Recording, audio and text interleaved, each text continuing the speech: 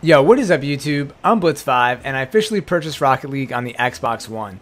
So I joined this game, 10 seconds later you could see the blue team, the team I'm on, already got a goal, and then we get another really quick goal here off the bat as this ball rolls into the goal. So it looks like these were two first touch goals off the bat, which is pretty lucky, but also the team might be bad or they really weren't paying attention and the ball kind of went in. It's also kind of hard to play defense in this game if you haven't played it before, but the more experienced players are good at it.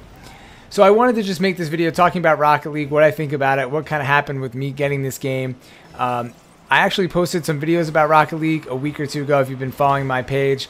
And what happened was I was playing Xbox. I went to go play Doom, and I saw that they had the free trial for Rocket League. And a lot of my friends had played Rocket League and told me about it. And I'm surprised that I hadn't played it already. I kind of mentioned this in one of my previous videos that it's kind of shocking to me that for the price, $20, that I haven't played it. Especially because on PC, it got really popular with a lot of people using Xbox controllers, and that's one of my things with, I enjoy a lot of PC games, but I've never really been the best with mouse and keyboard. I'm way better with the Xbox controller or even a PlayStation controller at that. But I have picked up the mouse and keyboard from like League of Legends. But overall, like, you know, sometimes I'm just not that interested in it. But with this game having the Xbox function, like Xbox controller function, or people even recommend using it, I felt like I wouldn't be at a downside. But for some reason, I didn't buy the game still. And seeing it on free trial is really nice. I really like the programs that Xbox are doing with these free trials and games with gold. I also talked about that in another previous video, but if you're not familiar with games with gold, definitely check it out because there's a lot of games that are available for free that you can download on the weekends. You could just Google the list on xbox.com or maybe Major Nelson's website, and they have different games each week that are going up. Obviously, they're older games, but it's a really nice thing that they're doing. And also, it kind of just shows how these beta programs and free trials really work, because with Doom, I played the beta, and obviously that's not through like Xbox. The publisher decided to do the beta. But it really worked because I played it, and I probably wouldn't have bought the game if I didn't. And even though the game is kind of missing a lot, and there's not a lot of people playing online for the multiplayer, after I played the free trial, I was like thinking about the game all the time, and I was like, damn, I really want to play Doom, and whatever, I don't mind spending $60 on it. I'd like to support the game anyways. So I'm actually still playing it pretty slow. I'm still in the middle of the campaign, and I'll probably put like a really late review out when I finish it, just because I'd like to talk about that game a little bit more too.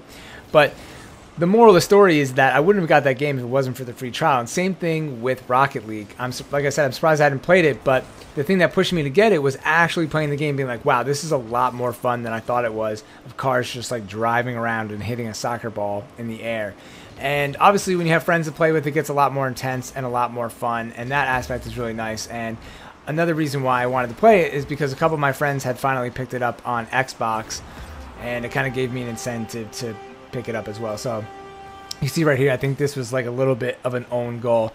I'm still kind of honing in a lot of my skills in this game. I'm like just about there, but I still have a lot of trouble with like accuracy, but I'm sure a lot of people do in this game. There's a lot of variables that you really can't account for, and you can definitely see that there's a lot of different aspects to this game. So when you first play, you're just kind of driving around, hitting the ball, doing what you can to kind of keep it away from your goal. Then you realize that there's so much you could do with your actual car, with like bicycle kicks and doing barrel rolls, and how you can kind of flip around and boost around the map, which totally changes up the game. And then when you come across some really good like pro level players or veteran players, people who've been playing the game for a long time, they're really experienced, you kind of tell that there's a third part of the game, which is like aerials and being in the air. It almost looks like these guys are like flying around spaceships, because they've mastered flying around the map and boosting and hitting the ball at the exact time, and they're super accurate, and they know the kind of the trajectory of the ball. And then on top of that, on top of the like 3 different play styles, like how good you are, how long you've been playing, there's also kind of like understanding what the other team's going to do. And it actually gets a little bit more complicated, because you can kind of fake people out with the ball, because basically the new mentality is like when you see the ball, everyone kind of flip towards it, and then it kind of just gets stuck. Like here we are right now, everyone's just trying to do their best to like hit the ball. But then there's people who do like some really cool maneuvers where they'll fake hit the ball, and the enemy or you will actually like jump up into the air thinking that like you need to defend it, but then the cars just stood still and you're there and you can kind of hit it into the goal. So there's definitely a lot more stuff. Like this game is pretty complex, and like any game, when you play it at a higher level, competitive or ranked, you see some interesting strategies and stuff like that. And then there's whole strategies to defending, which I haven't even got in touch with. I mean, I haven't even tried like focused on that yet at all.